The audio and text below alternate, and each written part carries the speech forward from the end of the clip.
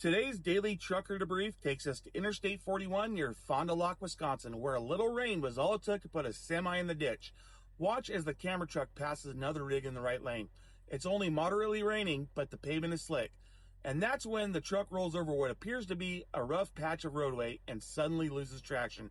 Hydroplanes and slides straight off the interstate, throwing a massive wall of mud across the freeway. This crash is a perfect example that wet roads don't give second chances. When rain starts falling, your first adjustment should be your speed. The faster you're traveling, the easier it is for your tires to ride on top of water instead of cutting through it. Once that happens, you're no longer in control. Physics are. If you ever feel your truck beginning to hydroplane, stay calm.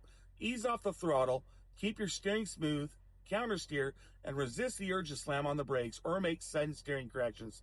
Smooth inputs give your tires the best chance to regain traction, because when traction disappears, it doesn't take long before you're looking at the ditch instead of the road. Safety first on those highways and byways. We're back to the wheel.